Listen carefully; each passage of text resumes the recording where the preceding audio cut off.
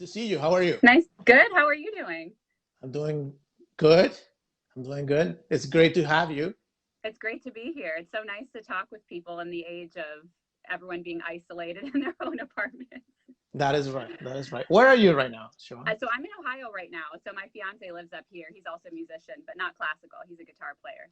Is it good? So I escaped the Florida heat because I know COVID is really bad there too. So I've been back and forth a little bit, but traveling is difficult right now. Looks like you are in a studio. I am. Yeah. I don't know if you can. I can maybe hold my iPad up, but if you can see back there, that's like my studio desk.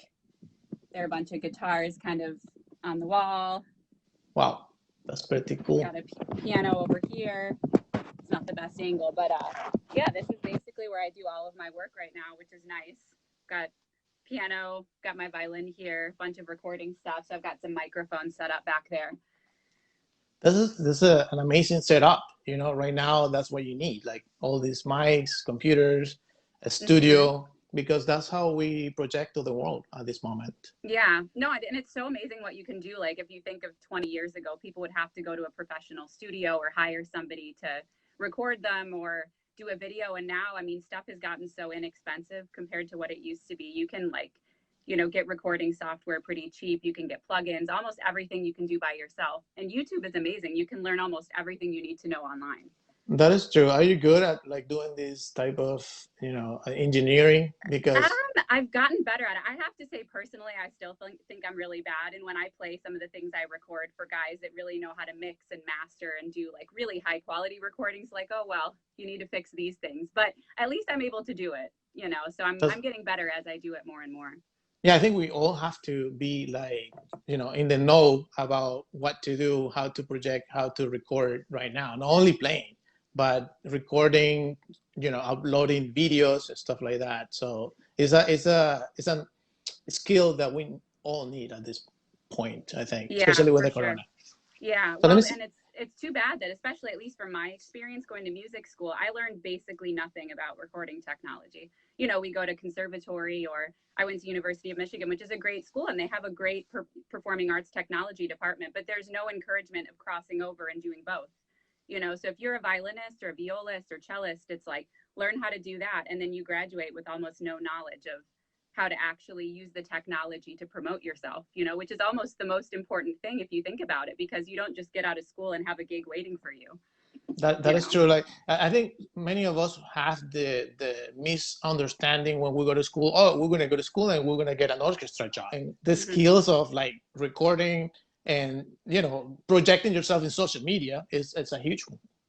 Yeah, so it helps a lot to be able to learn something about the technology. And even just there are so many people that, and especially learning from working with a lot of rock musicians and crossover projects, I'm amazed at how good people in that side of the music industry are at utilizing the technology and at learning and being entrepreneurial, whereas for us, a lot of us just work on how can we be great to play an audition, which is great. Of course, we all want to win an audition, but at the same time, there's so many ways you can reach an audience and maybe be found in a different way if you can make yourself a presence on the internet or, sharing videos, even if it's within the community.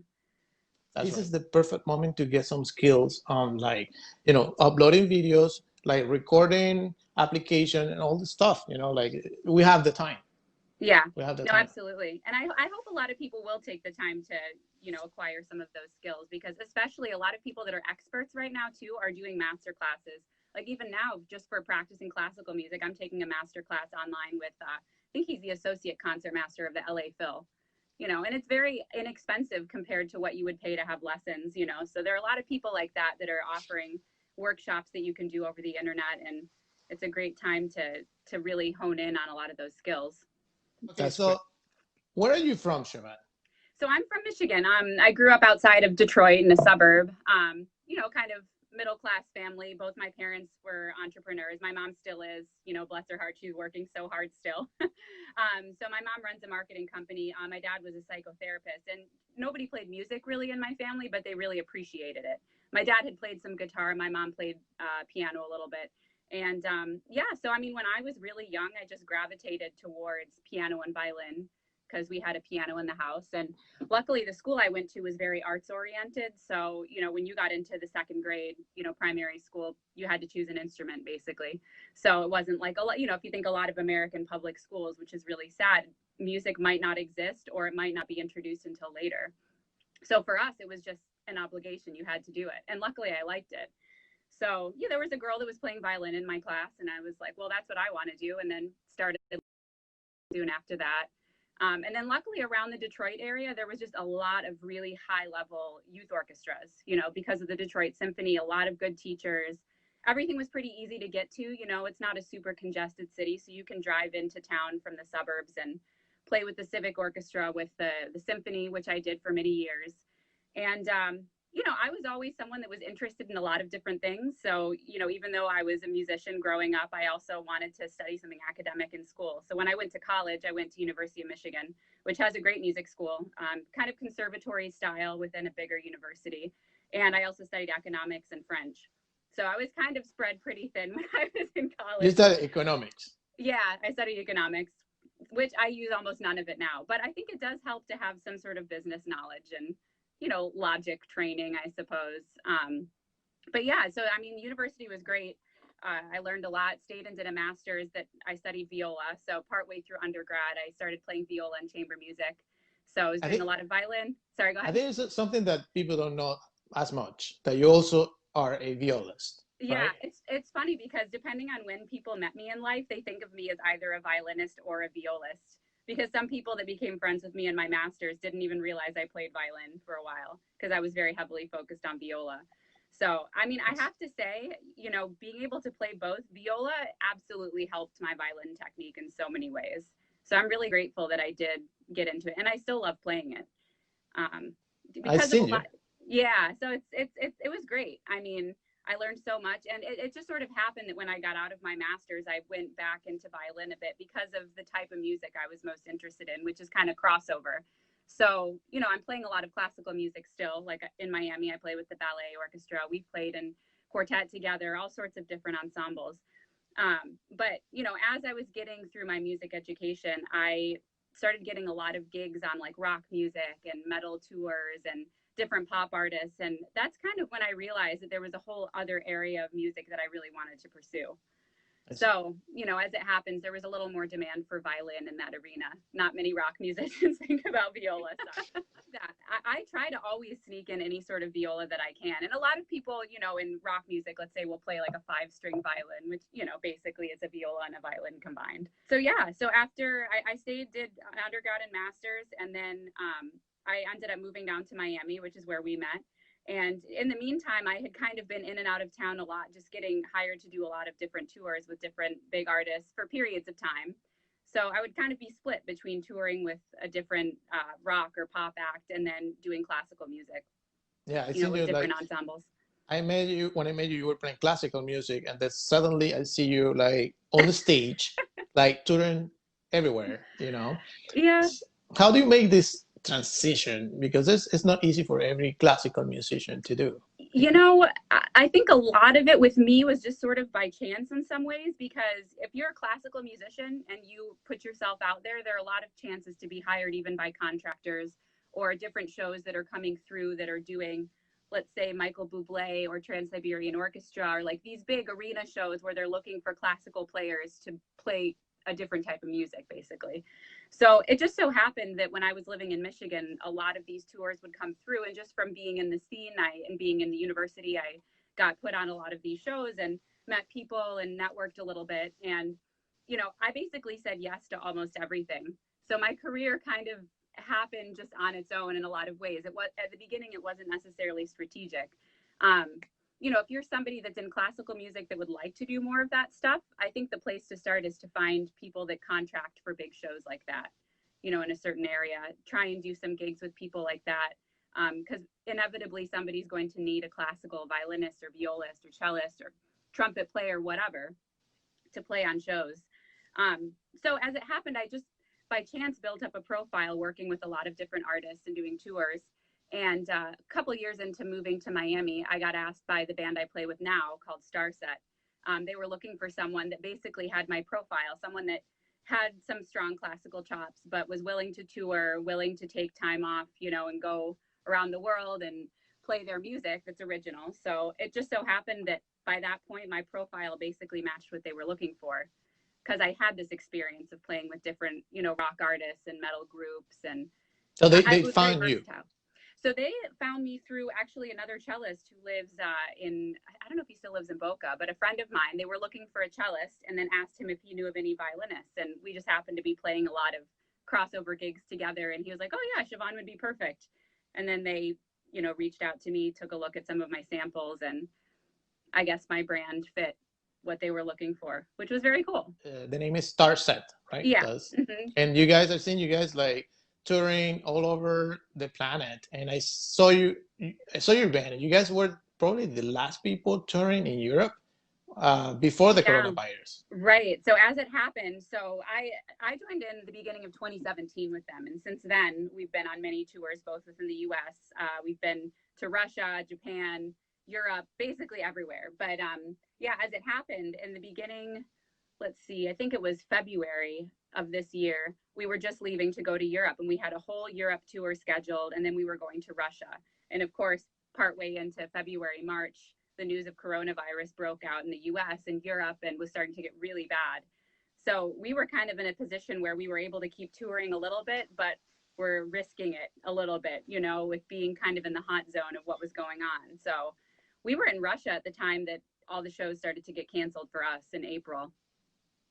So how do you guys come back? Like, oh my gosh, it was the longest trip of my life. We were somewhere in Siberia. So we had flown into some city, drove 5 hours. We had done a show. And then by the time the show was over, they said, okay, that's it. We have to go home. Like all the shows just started to get canceled. So at that point, you know, that's when a lot of the travel bans were starting to come up and people were getting nervous about getting let back in the country. So we basically had to book it out of there, and it was long. I mean, it was probably 2 or 3 days of travel to get back. We flew into JFK, had to drive from JFK back to Ohio. Did you have restrictions going on already from there, or it was like a normal?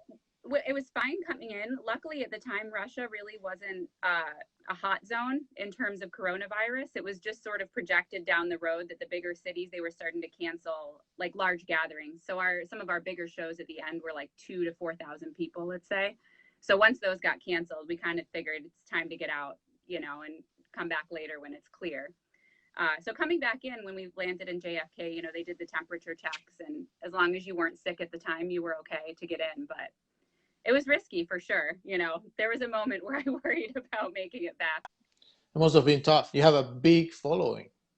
Yeah, it's pretty amazing. And, you know, if anyone listening wants to check it out, I mean, you can go on YouTube or Spotify or Apple Music, whatever. But yeah, it's what's cool about it is it isn't just music. The music obviously is great. It's very cinematic. If you think of like a movie score, this is the type of music that you would hear in the background. You know, a lot of orchestral strings and horns and percussion.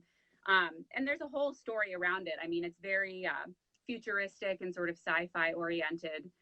The singer wrote a book that's sort of a sci-fi novel, and there's a whole narrative that goes along with the music. So it's almost kind of like I don't want to say rock opera because it's not really the same genre, but if you see a performance, it's very much a full production. It's like theater more so than just a rock show. In acting, you guys are like in costumes. Yeah, exactly. And you can see a lot of the videos and pictures online. So there's a story kind of with every show, which is very cool. It's fun. You get to put on a different persona for the day.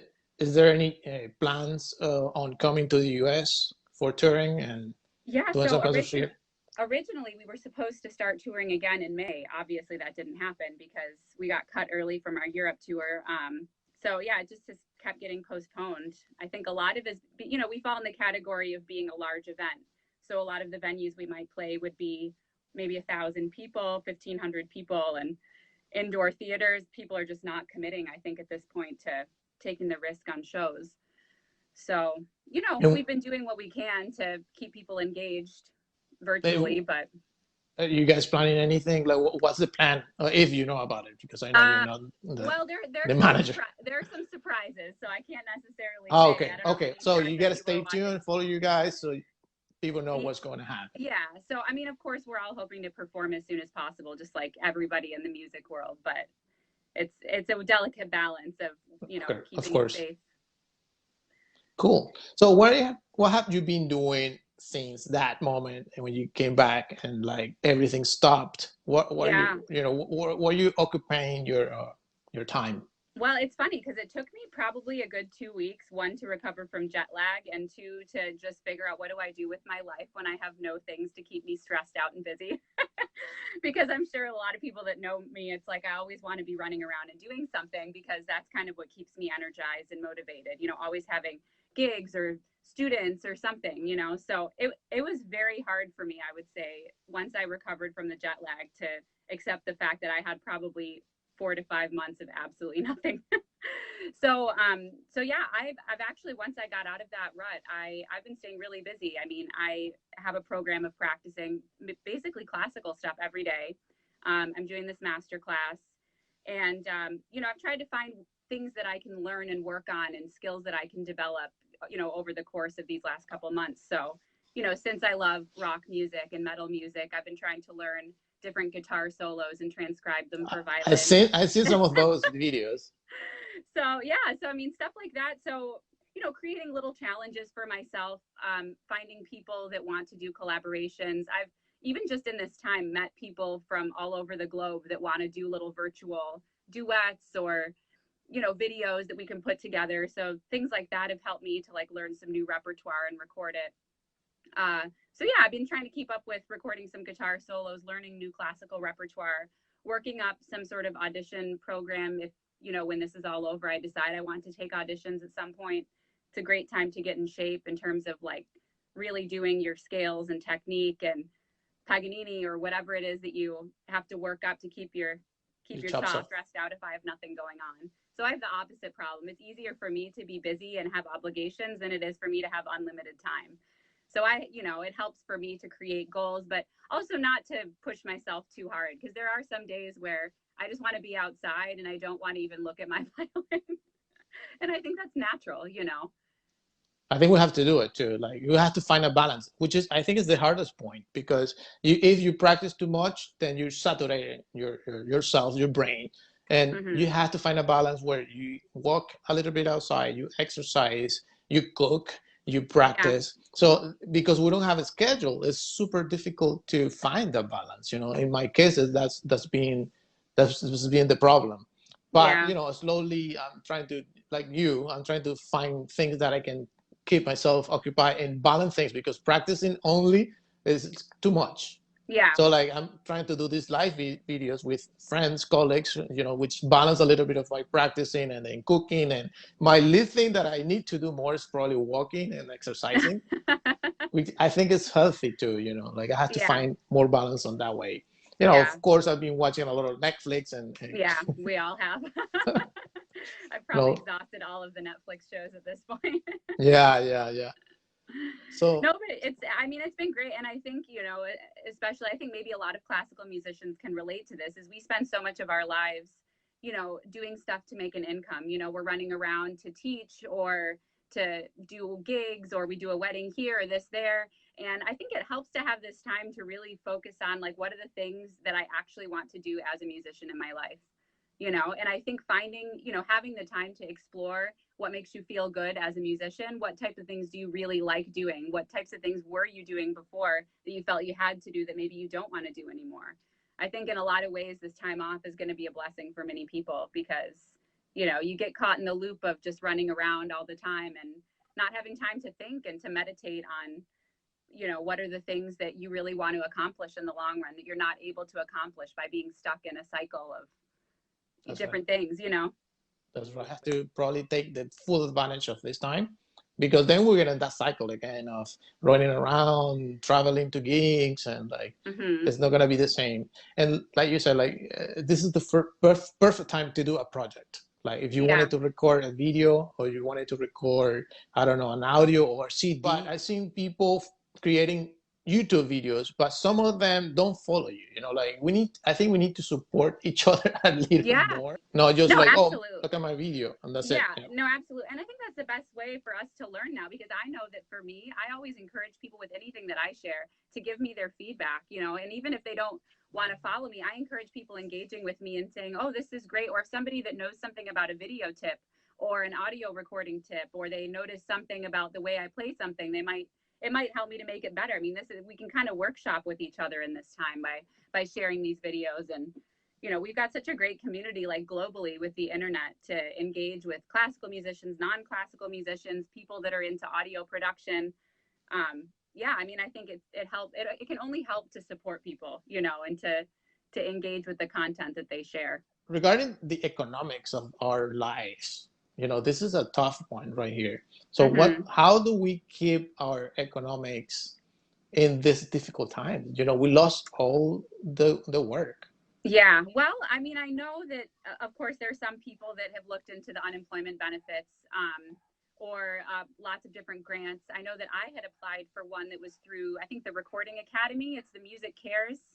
I don't know if you've heard about this one. Maybe we can share the link somewhere. But they were very generous with anyone that could prove that they were a musician, basically, and had some sort of need, which we all do. They were providing grants. What I want to say is, like, one thing is to be a musician. Like, if you're a full-time musician in an orchestra, you probably get covered by that institution, right? Sure. But if you're a freelancer, it's something different, because we don't belong to any groups. So we need a special attention and resource. Right.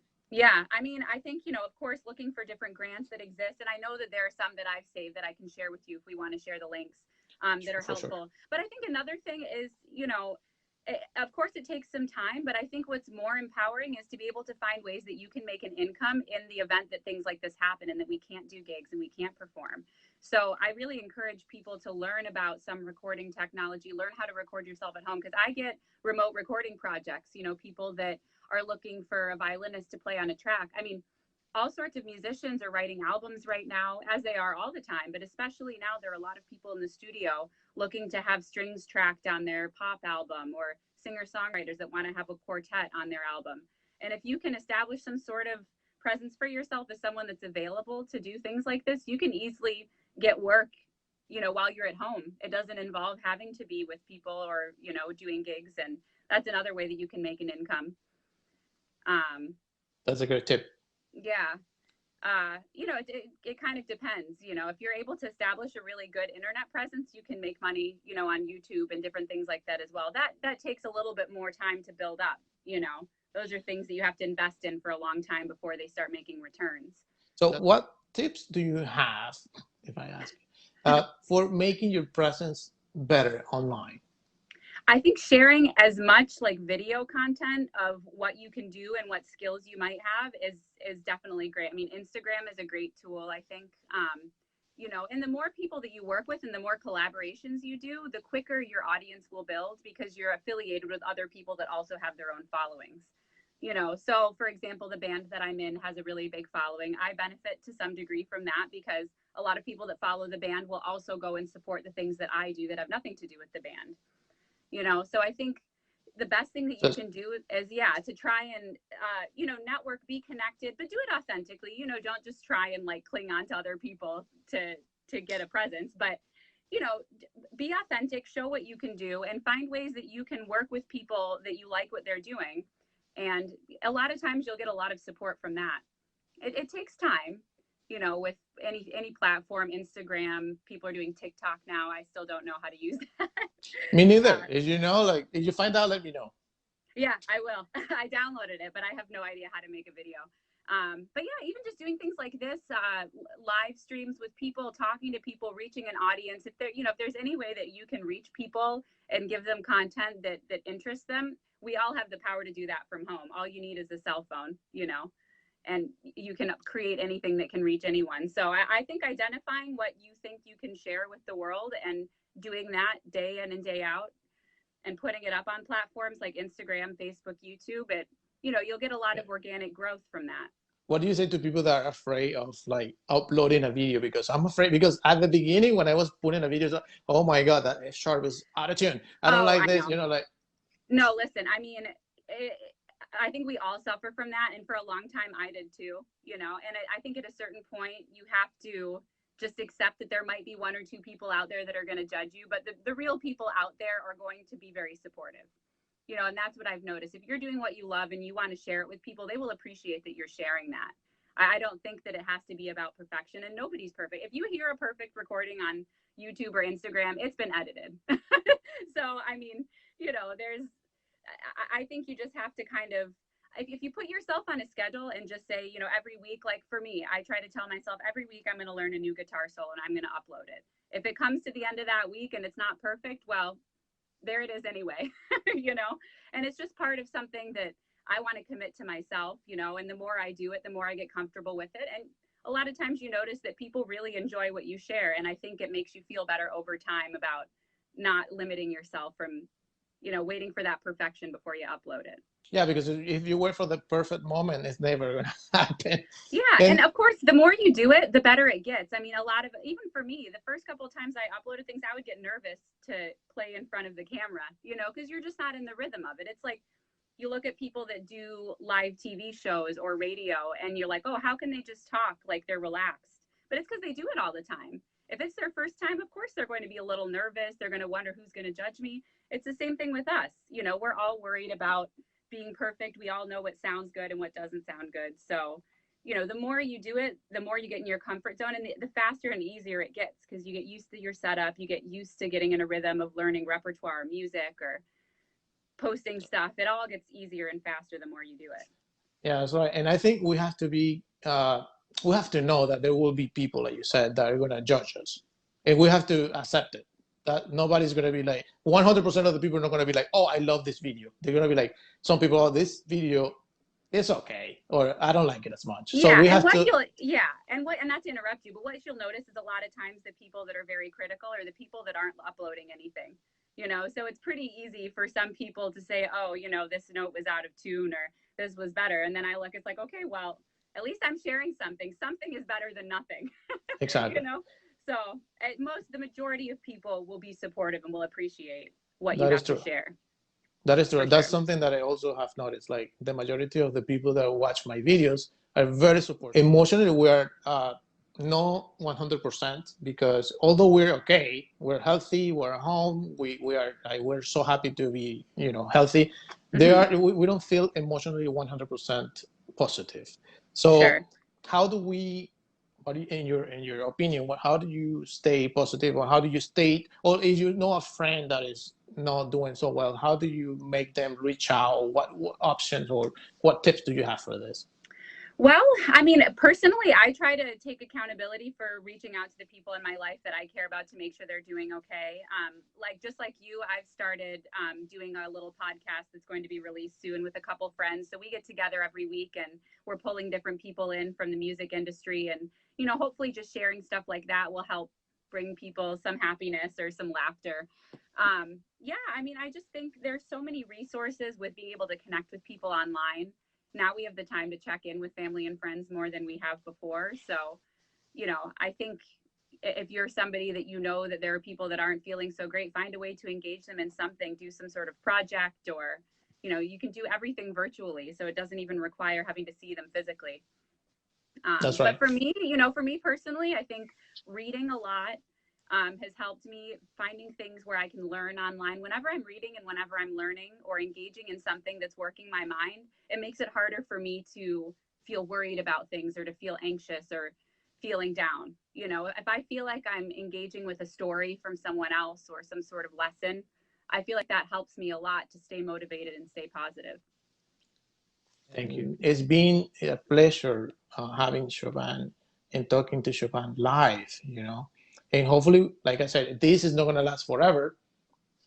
So hopefully we can get to chamber music, or even we can do a project collaboration. No, absolutely. I mean, I think we definitely have to support each other, and all the things that I try to do, I try to be really encouraging of people and, you know, supportive. And it's hard because classical music training is rough. You know, a lot of times we're made to feel like if we don't play well, there's something wrong with us as humans, you know, or that there's something that's not as good about us as a person. And that's a really dangerous thought process to get into, because what we make as artists doesn't change who we are as people necessarily. We need to be good people to each other and be supportive. Everyone's in the process of learning or doing something or taking, you know, a risk on doing something creative. And I think we have to be encouraging of that, you know, and reassure everyone that they're doing a great job, because it's true. Another thing I want to say before we go, another thing that people can get into is arranging.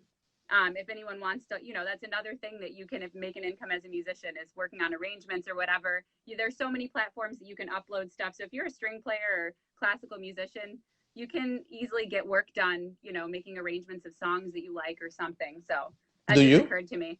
I do sometimes. I uploaded a few to like I think it's Sheet Music Plus or something. There's so many places where if you can write, a good looking arrangement on Sibelius or Finale, say there's a pop song that you arranged once for a wedding because someone had a special request, you can share those things and people will buy them, because there aren't That's cool.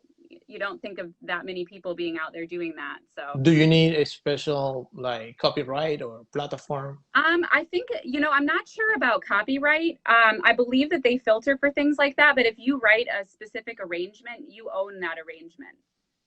So of course you're arranging a song that already exists, but it's your own arrangement.